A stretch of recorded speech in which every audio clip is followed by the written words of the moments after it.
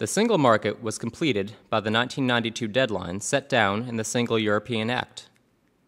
Also, in 1993, the Maastricht Treaty was signed, officially creating the European Union, which is why the treaty is also known as the Treaty on European Union. It set a deadline for completing the Economic Monetary Union, which would mean a single currency for the EU. In addition to the powers of the European Community already held, the treaty gave the EU new powers. The area of justice and home affairs deals with issues like immigration, visa, asylum, and police cooperation to follow crime across borders. The treaty also introduced the common foreign and security policy, so Europe could unite in world politics. As you can see, this created the three-pillar system in the EU. The two pillars representing the EU's new powers had different rules for making law. This is because member states are protective of their powers over issues like immigration, security, and foreign policy. The different rules restricted the EU's power to make decisions in these pillars, protecting member states' powers or national sovereignty.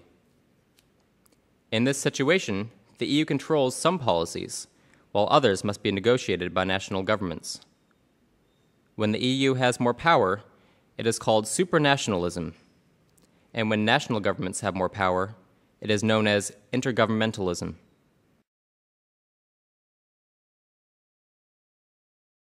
The Schengen Treaty, initiated in 1995, was an important step for the freedom of movement.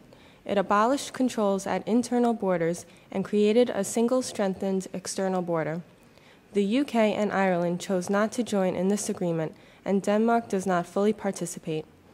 Although they are not members of the EU, the agreement does include Norway and Iceland. On January 1, 2002, Euro banknotes and coins were available to the public thanks to the completion of the Economic and Monetary Union. The euro replaced all the old currencies in the Eurozone, which includes all countries that use the euro. In 2008, there were 15 members, and the newer member states are working to join as well. The United Kingdom decided not to join. The financial policy for the Eurozone is set by the European Central Bank based in Frankfurt. Its main task is to fight inflation.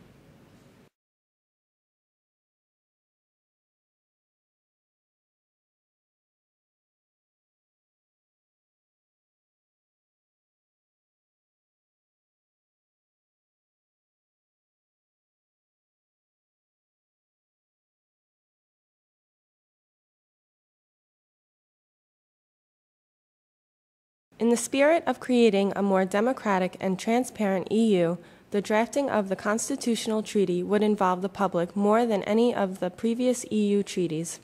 Representatives from the European Parliament, the Commission, member state governments and parliaments, as well as from future member states in Central and Eastern Europe, worked together on drafting a constitution for Europe. Although there was little interest from the media, all the deliberations and documents were open to the public. After 16 months of work, the Convention completed the draft treaty establishing a constitution for Europe in the summer of 2003. The final document, the treaty establishing a constitution for Europe, was finished in 2004. So what would the Constitution do? It would simplify how the EU works by getting rid of the three-pillar structure and putting all policies under one procedure. There would be just one procedure for making decisions on all policies.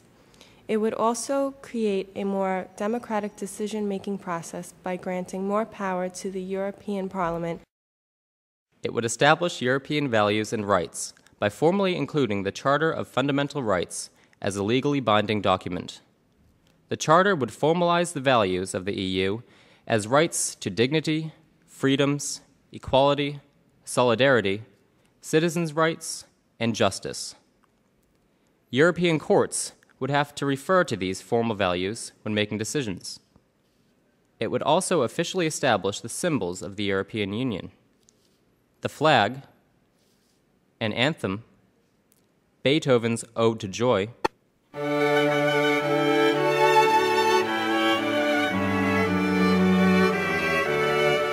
the Euro, Europe Day, May 9th, as a holiday through the EU, and an official motto, Unity in Diversity. Finally, it would give the EU a stronger voice in global politics. It would establish a permanent presidency of the European Council and would create an EU Minister of Foreign Affairs. However, the Constitution still had to be ratified by all the member states. Member states can choose to ratify treaties in their parliaments or by popular referendums in which citizens vote. Many member states chose to ratify the Constitution by referendum, and in 2005, citizens in France and the Netherlands voted against the Constitution. This prompted a political crisis. The future of the EU would need reconsideration. What would be the next step? Is the EU too out of touch with the citizens? What do Europeans want the EU to be?